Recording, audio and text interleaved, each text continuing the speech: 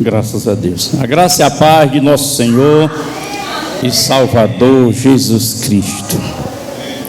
Glória a Deus. Louvado seja o nome do Senhor. Esse é o momento que eu tenho muita satisfação. O momento da palavra de Deus. É o momento onde o Senhor irá falar de forma que nos dá a direção para a nossa vida. Sabe, irmãos, não sei dizer o certo, a palavra, mas o grande equívoco é imaginar que Deus vai fazer tudo. Sim, Deus faz tudo, mas existe um intermédio. E o intermédio de tudo para a sua vida, você é o intermediário dele. Deus vai fazer por seu intermédio. Glória a Deus. E é isso que nós precisamos entender. Nós estamos nesses dias orando pela família. Orando pela família, consagrando, jejuando pela família, pela igreja. Porque tudo começa em casa. A casa é o lugar onde a gente passa mais tempo. É o lugar onde temos a maior aproximação com as pessoas mais queridas da gente. Então, é o lugar onde nós devemos defender. Glória a Deus. Defender, como diz o ditado, com unhas e dentes. Querendo que esse lugar seja um lugar de paz. Querendo que esse lugar seja um lugar propício para uma vida digna de alguém que diz que serve a Deus. Uma casa tranquila, cheia de harmonia, de amor. E tudo isso é trabalhado. Deus não é mágico. Ele faz milagre, mas ele não é mágico. A palavra diz que o grande perda do cristão é a falta de conhecimento. A falta do conhecimento é o que faz ele se perder. Então, como servidor e como seguidor do Senhor, um dos princípios importantes na sua vida é você ter o interesse de aprender sobre Deus. Ter vontade de conhecer ao Senhor. Isso é muito importante para a nossa vida. Louvado seja Deus. E Ele nos deu a arma principal, a fé. A fé que é um dom de Deus. Aleluia. Significa, irmão, que a fé não é aquilo que é inerente à mente do ser humano, que o ser humano sempre assume que tem fé. Eu tenho muita fé. Mas não se trata de uma fé inerente à imaginação humana. Se trata de um dom de Deus. Uma fé dada por Deus. Porque é a única fé que dá como retorno a Deus um agrado. A Bíblia diz que sem fé é impossível agradar a Deus. Mas é necessário que aqueles que invocam, aqueles que buscam, creia que Ele existe.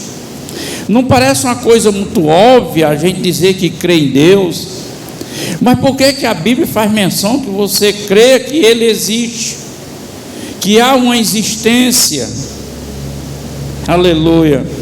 Por que a Bíblia faz essa observação? É preciso você crer que Ele existe e que Ele é galardoador daqueles que o buscam, daqueles que se chega a Ele. Louvado seja Deus. A existência de Deus na nossa vida, ela tem que existir como convicção, como certeza, porque é a fé que nos leva a Ele. E a fé é muito importante. Mas sabe, irmãos, tem muita coisa nas Escrituras que hoje em dia há-se dificuldade de se acreditar, de ter fé. Por que há dificuldade? Porque a nossa vida é um reflexo da espiritualidade, do mundo espiritual. A sua vida comum, do seu dia a dia, ela tem um reflexo do espiritual. E se a gente não tem uma vida que reflete, que deu reflexo de lá, de coisas boas, as coisas acontecem naturalmente, e acontecendo naturalmente, não somos bem-sucedidos em tudo. E quando a gente tem essa tensão de ter do mundo espiritual, Paulo chega a dizer a Timóteo, escrevendo: se você não negligenciar, você será bem-sucedido em tudo. Não exclui nada. E aí é onde está, irmão, o dia se passa, o tempo se vence, e entra a teologia do conhecimento de Deus de um e de outro, e começa a distorcer textos, começa a inventar histórias sobre aquilo que Deus diz. Mas Deus fala, irmão, assuntos que são literais, não tem arrodeio, não tem desvio, é literalmente. Louvado seja o nome do Senhor. É preciso eu crer. E nessa noite nós vamos ler um texto, uns 3 versículos, que ele é literal, porém é tão incrível esse texto que você começa a imaginar: mas será possível? Será possível que é isso mesmo? Será que é possível que eu possa fazer isso mesmo? Isso está no meu alcance? Como é que eu vou saber? Vivendo a experiência do que está dizendo. Se eu buscar viver aquilo que está dizendo, aí eu vou saber. Glória a Deus. Abra aí no Evangelho que João escreveu.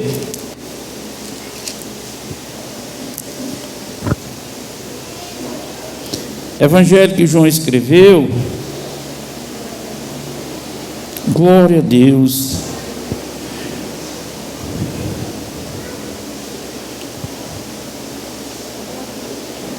Encontraram? O capítulo é o 14.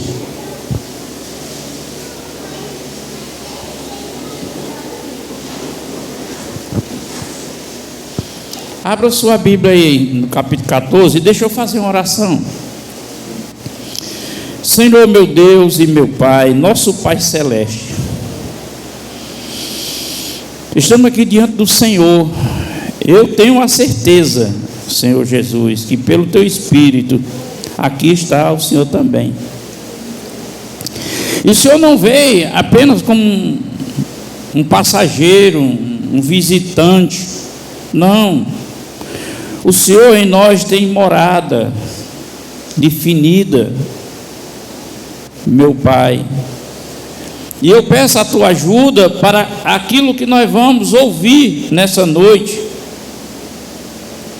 para que a incredulidade, para que os pensamentos, as invenções, as suposições não invadam esse campo que tem que ser de fé, um campo onde a minha fé vai ser exercido. Ó Senhor, Tu nos chamaste para fazer a diferença. O propósito do Senhor nos chamar é para crer em Deus, crer sem desconfiança. Ó meu Pai, em nome de Jesus, pelo Espírito do Senhor, nos ajude a dar clareza nessa compreensão tão maravilhosa para a glória do Teu nome. Amém. Aplauda Jesus.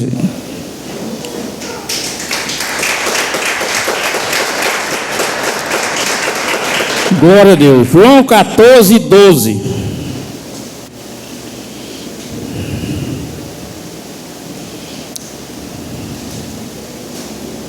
Vamos ler a partir do versículo 11.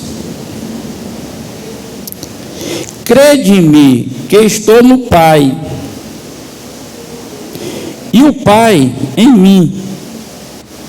Crede, ao menos, por causa das mesmas obras, por causa das obras. Nós sabemos que Jesus, ele operava grandes milagres, maravilhas, ele fazia coisas, ele ensinava coisas que os doutores da época, os conhecedores, os filósofos, ficavam admirados com ele. Ele dizia: eu estou no Pai, e o Pai está em mim. Certa vez ele disse: e o que eu faço e o que eu falo, eu tenho uma direção, é o Pai. É o Pai. E nós, calma aí que nós vamos continuar.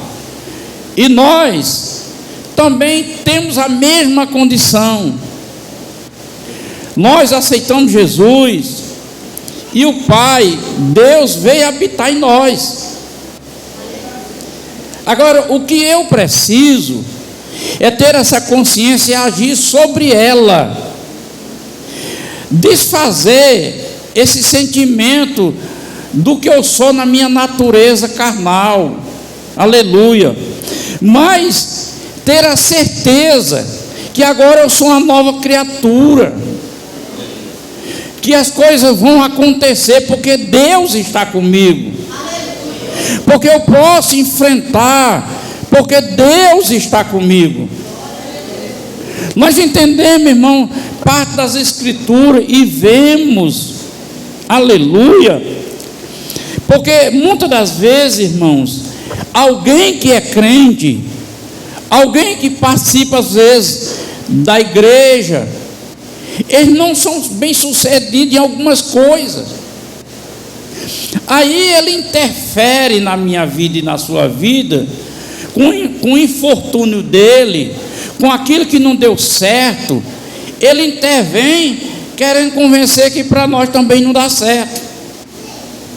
Mas nós temos que entender que nós fomos chamados por Deus para dar certo. Diga: vai dar certo. Então, as pessoas interferem. Por alguma razão a pessoa não alcançou o objetivo e eles acham que nós não vamos alcançar. Mais ou menos assim. Eliabe, irmão de Davi, estava na guerra. Assenta, irmãos. Mas deixa a Bíblia aberta aí que nós vamos ler o texto ainda, vamos continuar. Eliabe esteve na guerra com o rei Saul. E havia um inimigo lá, Golias, que desafiava o exército de Israel. Ele clamava, chamando um homem que viesse e lutasse com ele. Que viesse e lutasse com ele. Glória a Deus. Porém, Eliabe disse para Davi o seguinte: o que você está fazendo aqui? O infortúnio dele, por ele não acreditar no exército, nele mesmo. O que é que você está fazendo aqui? Você devia estar lá cuidando das ovelhas do meu pai. O que você está fazendo aqui? Então, a covardia dele, o medo dele, ele não teve coragem de enfrentar. Saul, da mesma forma, um rei, um homem grande, lutador, não teve coragem, acovardou-se. Então, por ele ser covarde, por ele não dar certo, por ele não acreditar, por ele não confiar, eles tentaram impedir Davi. Mas Davi não deixou ser impedido. A vida dele com Deus era a vida dele com ele, acreditava. Ele chegou e disse: o Deus dos exércitos, incircunciso, eu sou circuncidado, eu faço parte desse Deus dos exércitos. E hoje mesmo Deus me entregará a tua cabeça, o seu corpo azável. E ele foi. E o que foi? Deus deu vitória para ele. Então é preciso que haja na nossa mente essa consciência de convicção. Jesus disse: olha, se você não quer crer no que eu estou lhe ensinando, no que eu estou falando, crê pelo menos na obra que eu estou fazendo, para demonstrar que o Pai está comigo. Não é assim?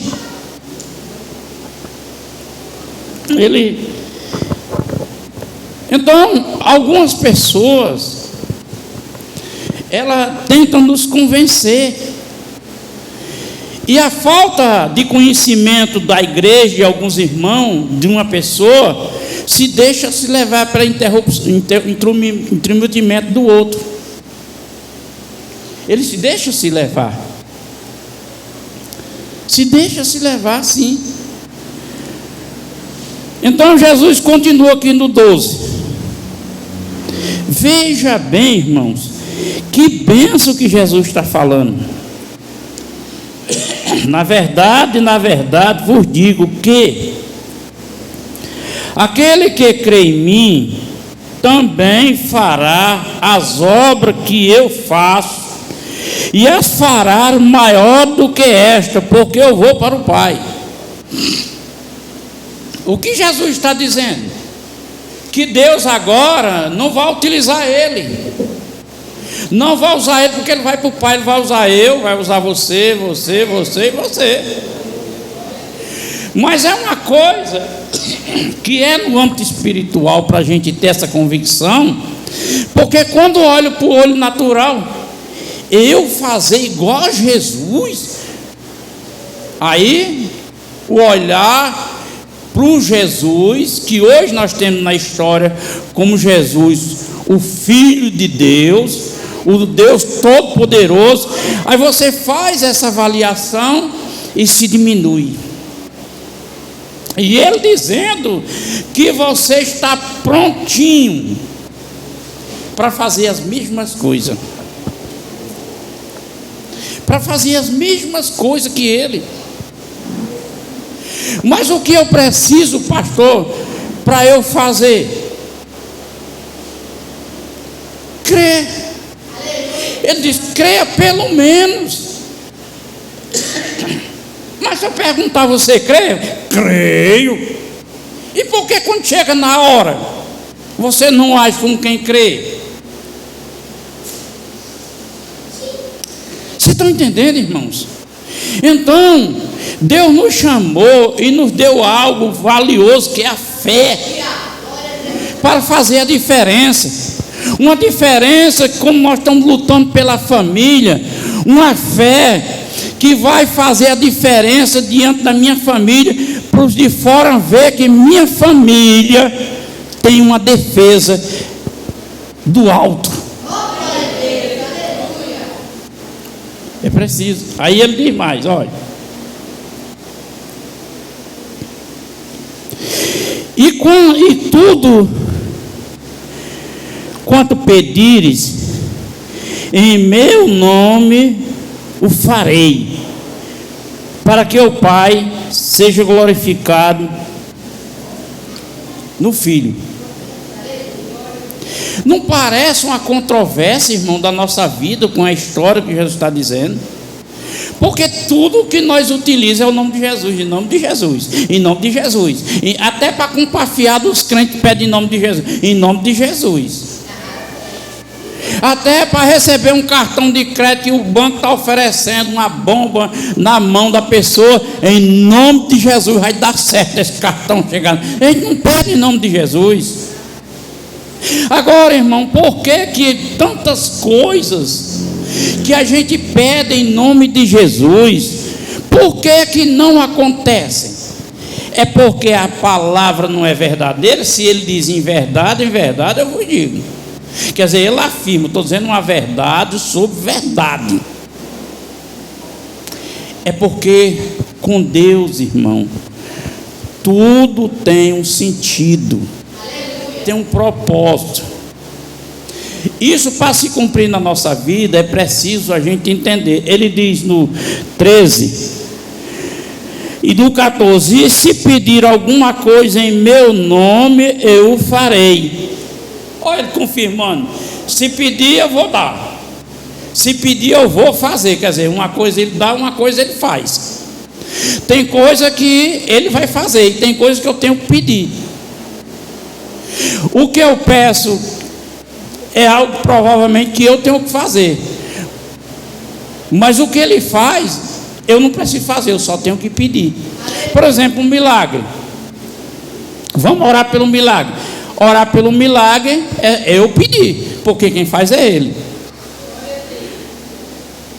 Mas se eu orar por uma bênção financeira, quem tem que fazer? Eu.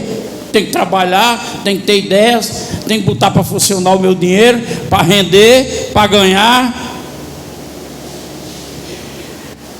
Eu preciso trabalhar, estou orando pelo emprego.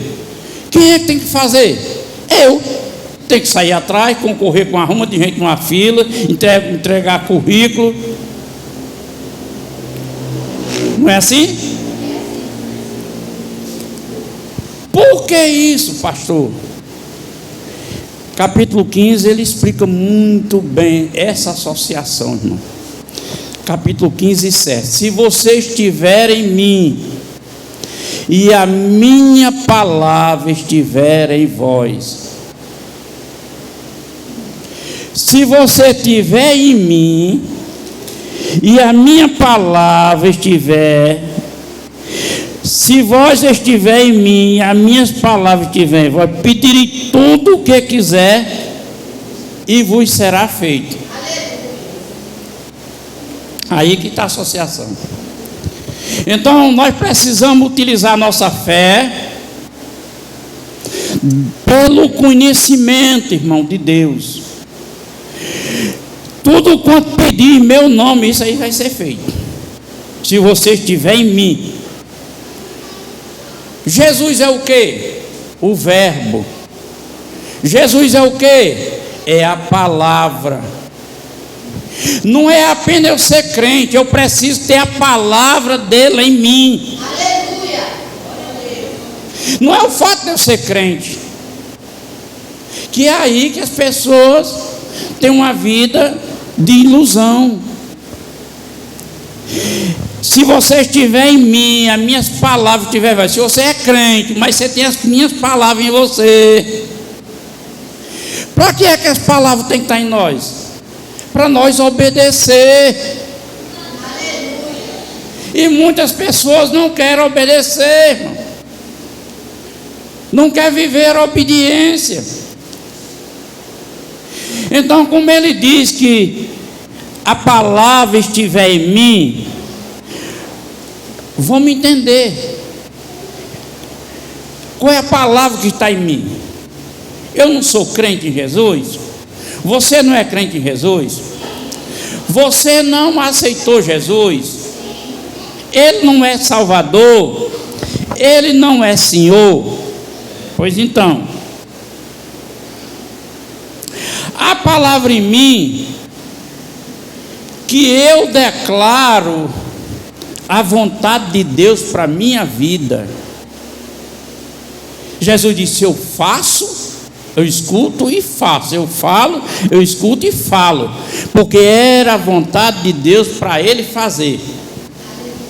Então, em relação a nós, vamos entender isso, irmão, para a gente exercer, para a gente ter autoridade de Deus na vida, para a nossa vida, para a nossa família, para tudo, irmão. É preciso. Não pode ter uma fé inerente aí de qualquer jeito, não. Tem uma coisa, tem fundamento. A fé é uma certeza. A pessoa diz que tem muita fé e não tem certeza, aí não tem um equívoco. Eu tenho muita fé. Aí diante de uma situação, mas eu não tenho, será que vai dar certo? Não tenho certeza. Rapaz, olha. A insegurança, a desconfiança. Veja bem, Provérbio, ele diz desse jeito, Salomão: se você, deixa eu ver aqui como é que é isso aqui.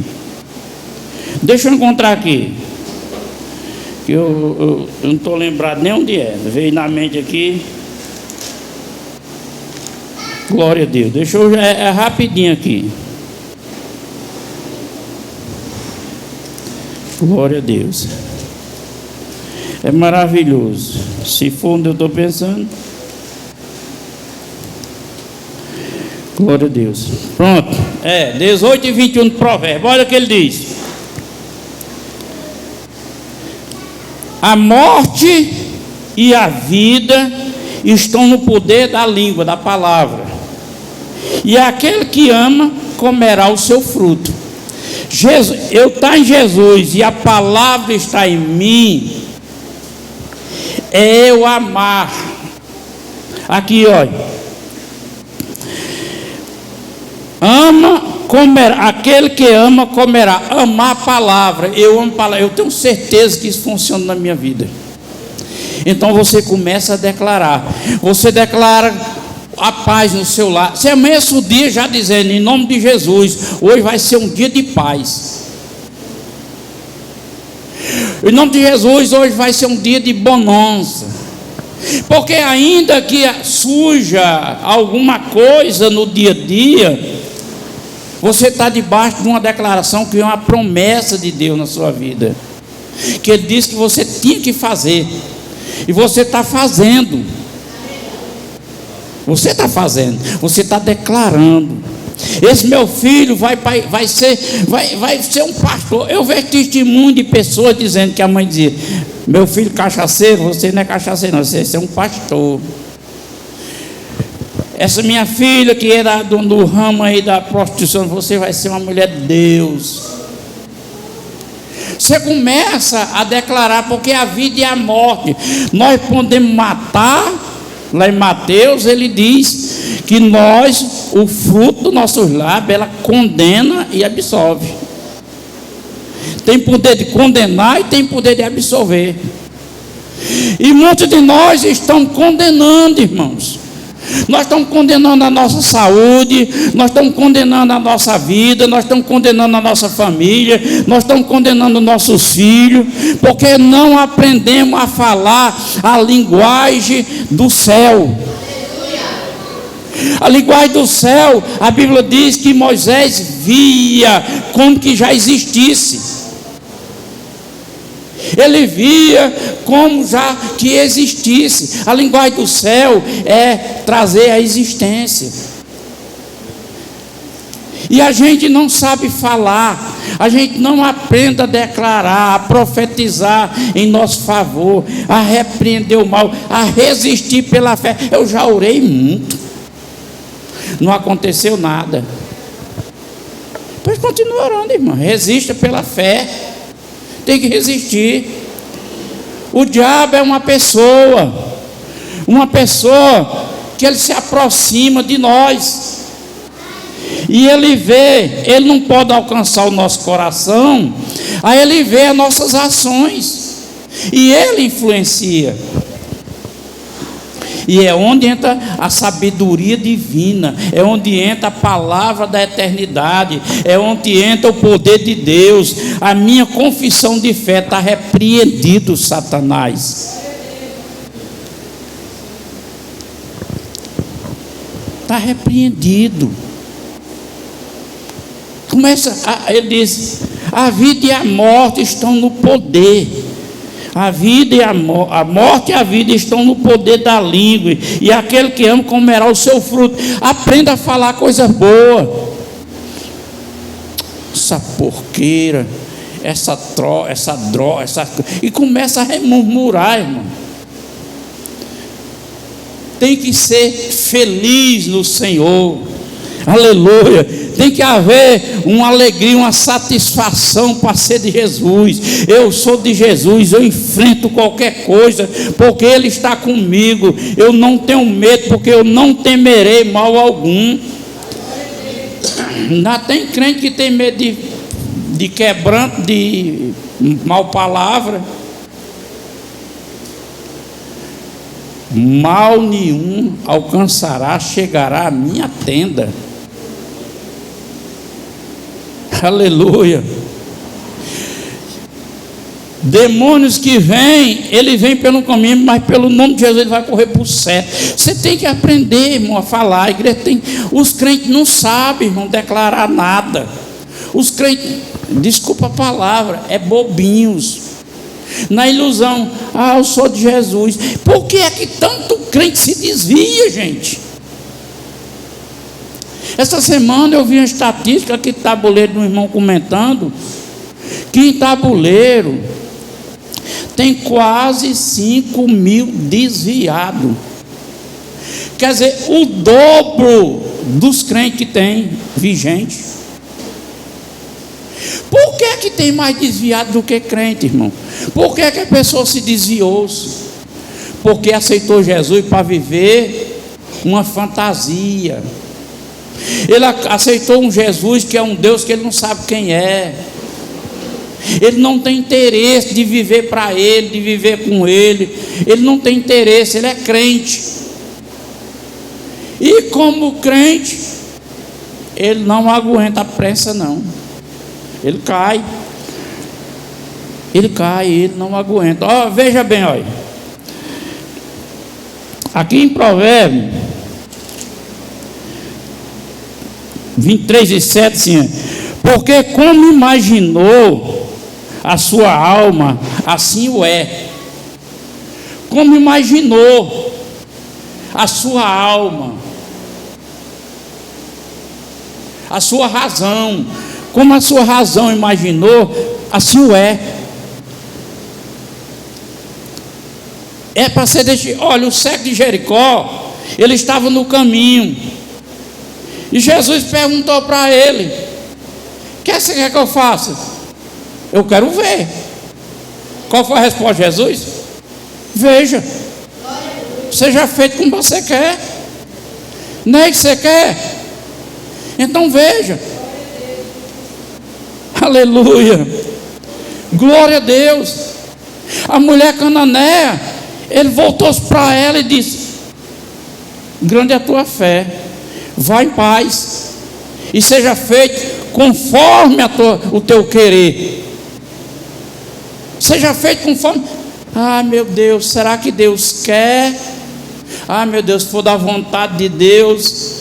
Irmãos, a obra está completa, está consumada. E Ele nos ensina como é, só a gente ter o conhecimento para agir em cima daquilo. Parar de viver uma fé religiosa, de esperando por um, por outro, vir acontecer. Se Deus quiser, se Deus quiser, não quiser, faz o que Deus não quis. A gente vê hoje pessoas com vida destruída, dizendo: se Deus quer assim. Vi uma reportagem de um moço aí numa cidade grande do Brasil, em tempo frio, 6 graus abaixo de 6 graus de temperatura, o cabo tremendo. Para um moço, disse: você está com tanto frio assim? Pega uma roupa, viste aí, tal. O que é que você anda fazendo? Se Deus quer assim, meu amigo, que eu vi assim, se Deus quer assim, quer dizer que Deus tem prediletos e não prediletos. A Bíblia diz que Deus não faz acepção de pessoas. Aleluia. E ainda tem muito cristão agindo assim, irmãos, imaginando que não tem direito. Você não tem mérito, mas a graça lhe dá o direito. Jesus Cristo outorgou isso para nós. Aleluia. Ele deu o direito. Você não tem mérito nenhum, mas tem o direito.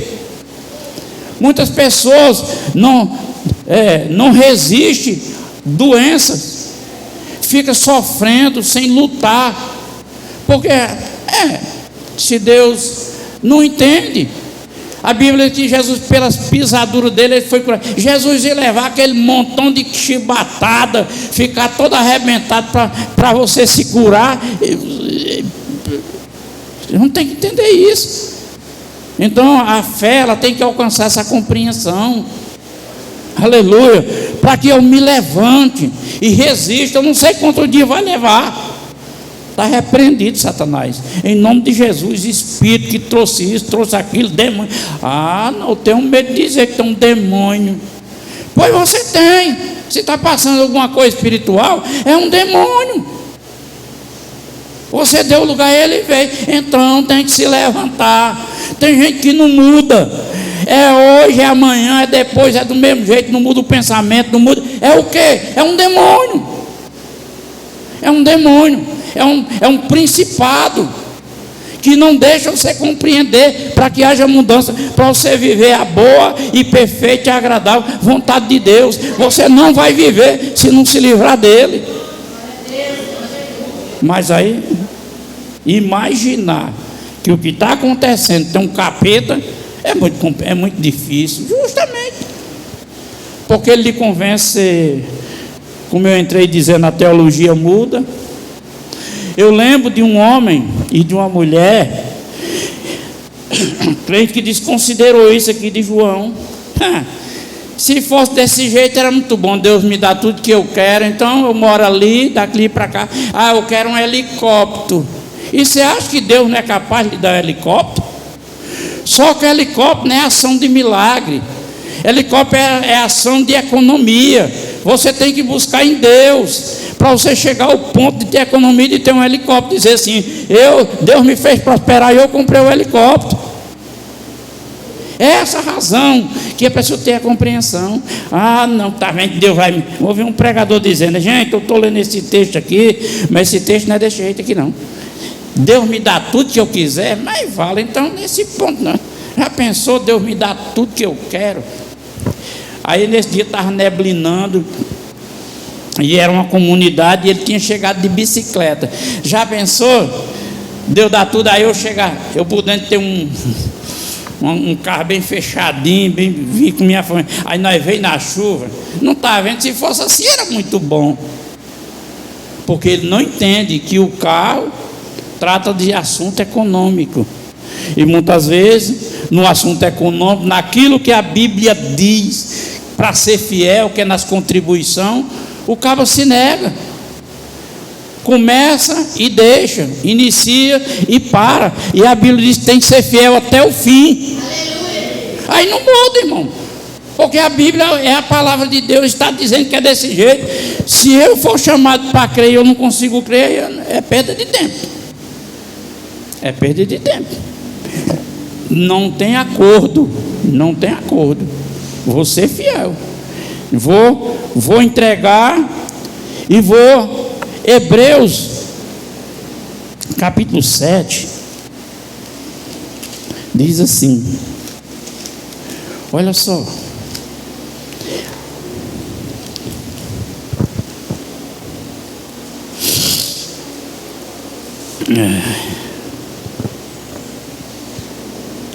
sete e 8, aonde muitos pregadores teológicos desmerece o mérito de Deus nisso aqui, irmão. Porque o dízimo era da lei, era dos levitas, não existe mais. Jesus não pagava dízimo. Eles vêm com essas conversas. Jesus não pagava dízimo, vem com essa conversa. Entenda que nós fomos gerados em Cristo, de uma descendência de Abraão, que foi o precursor do dízimo. Ele iniciou praticando a verdade de Deus na vida para se tornar promessa para nós, e nós damos continuidade. Aí Hebreus capítulo 7 e versículo 8 diz assim no 7, olha, ora, sem contradição, vamos ler nos 6, olha, mas aquele cuja genealogia não era contada entre os ele tomou dízimo, está falando de Melquisedeque, de Abraão, e abençoou o que tinha as promessas. O nosso dízimo vem daqui. Ele precursor, Abraão o precursor, deu dízimo porque tem promessa. Tem crente aí que tem promessa de Deus? Então você tem que ser dizimista. Você tem que ser dizimista, que faz parte das promessas. Aí ele vai dizendo aqui, ele diz assim, olha, ora, sem contradição alguma, o menor é abençoado por quem? Como é que você é abençoado pelo maior? Quem é o maior? O que liga você a Deus? A promessa. O maior compra a promessa na sua vida. Aí ele vai dizendo aqui no 8, nós lemos o quê? O 7, né? Agora vamos ler o 8. E aqui certamente toma dízimo homens que morrem. Quem é que toma dízimo? O homem, o pastor. O pastor toma o dízimo, a igreja toma o dízimo.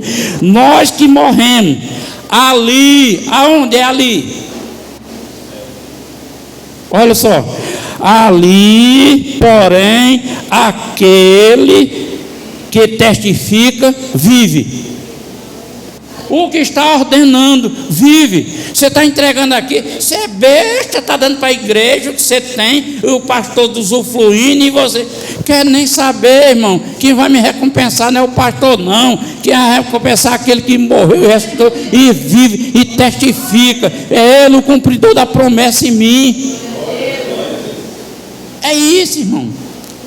Então essas pessoas declaravam. E Jesus vem e disse: o cego, o que é que você quer, rapaz?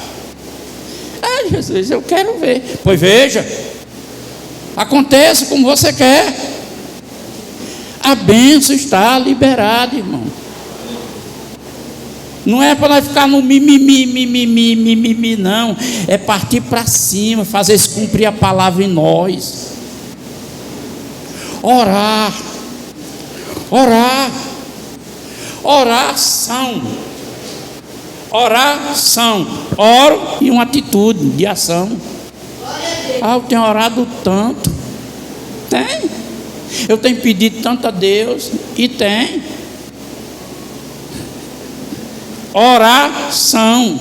Eu oro, peço a Deus e tem a minha ação. É simples, irmão. É simples demais.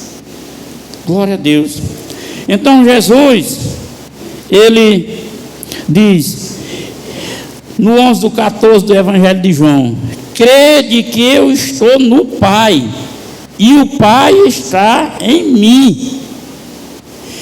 Crede, pelo menos por causa das mesmas obras. Irmãos, quando eu me converti, há muito cedo Deus começou a me usar. Olha, veja bem, olha. Eu já orei com pessoa com câncer, a pessoa foi curada. Eu já orei por paralítico andou. Eu já orei pessoas perturbadas de juízo, que não sabe, foi curado. Eu já orei pessoas endemoniadas, pessoas foram libertas. Eu já orei por cego já enxergou. E grande maioria dessas vezes minha esposa estava comigo. Já orei por pessoa morta, ressuscitou. Tudo isso eu já vivi essa experiência. Mas sabe quem foi que deu a primeira palavra para eu não exercer isso em mim? O meu pastor. Quando nós estávamos numa reunião, numa família, orando pela família, e uma moça endemoniou-se, e eu disse: pastor, deixa eu expulsar o demônio. Ele disse: não, você é muito novo na fé. Oh, abençoados. Um dia e um ano e um dia para Deus é a mesma coisa. Ele deu o dom a nós e é irrevogável. Você tem poder de Deus na vida. Você tem autoridade do céu na vida. Aleluia. Você tem a capacidade, porque você tem o dom, que é a fé de nosso Senhor Jesus Cristo, para fazer. O que precisa é fazer.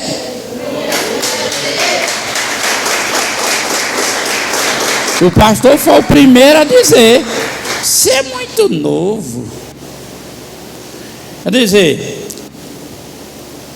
muito novo. Eu tive um ministério e eles queriam proibir de eu fazer esse tipo de oração para beneficiar as pessoas, porque eles oram e não acontece nada. O fracasso dele, da fé dele, quer entupir o fracasso do meu. Os mais velhos aqui lembram como a gente orou por pessoa possessa, como a gente tratou com gente, e Deus fez milagre, irmão. E você acredita que eu mudei em alguma coisa, gente? Você acredita que o ministério... Não, irmão, mudou nada não. Acontece que a maioria de nós está anulando Jesus Cristo na fé que nós temos. Como Paulo escreve lá aos Coríntios, que eu falei naquele dia aqui. Nós é quem estamos anulando. Estou sentindo uma coisa, você pesquisa na internet, você vai para a meta, antes de consultar o Senhor. Não, Jesus, já busquei todo jeito. É no Senhor. Vamos lá.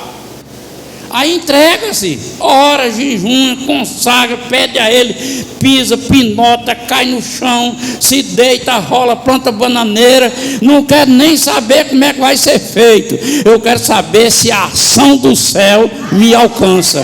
Porque não pense que Deus vai alcançar, fazer diferente da sua vida, se você não fizer diferença. Zaqueu era pequeno, tinha dinheiro, era rico, era famoso. A diferença, porque ele correu para ver Jesus. Ele fez diferente de todo mundo. E Jesus olhou para Zaqueu. Aleluia. Temos que exercer. Sai desse mantra de evangélico, água com açúcar. Ele tem que exercer, irmão. Tem que exercer. Eu vou lutar por vocês, vou reavivar a fé de vocês. Vocês se empenhem e queiram. Agora, se você não quer defender sua família, se você não quer um lar abençoado, se você não quer ver coisas acontecendo de bem na sua vida, de melhora, de prosperidade, você não quer, você quer continuar sendo assim, pode ser assim, que Deus dá o direito. A Bíblia diz que dentro do evangelho tem isso aí. Vive no evangelho. É o crente evangélico. Ele vive no evangelho. Uns vivem pro evangelho. Era o caso de Paulo. Vive do evangelho. São os ministros consagrados que recebem salários para pregar, para cuidar de igreja. Do evangelho. Que uns vivem para o evangelho, outros vivem do evangelho, e outros vivem no evangelho. E quem vive no evangelho, quem é? Crente. E Paulo escreve lá na sua carta primeiro, e ele diz, em relação a esses fundamentos, ele diz, uns fundamentos assim, outros fundamentos assim, outros fundamentos assim, mas o fundamento está em Cristo. Mas um será salvo pelo fogo. Oh, coisa triste. A pessoa tem a oportunidade de viver bem, ser operante, melhorar, ser destaque, Deus ser, as pessoas perceber Deus na vida. Não. Aleluia. Então Jesus disse aqui, ó: crede que eu estou no Pai e que o Pai está em mim. As palavras que eu vos digo, não digo de mim mesmo, mas do Pai que está em mim, e é quem faz a obra. Você só tem que se disponibilizar. Quem vai fazer tudo é Deus. Quem vai fazer tudo é Deus. Glória a Jesus. Amém, igreja? Amém. Dá para aplaudir Jesus bem forte aí?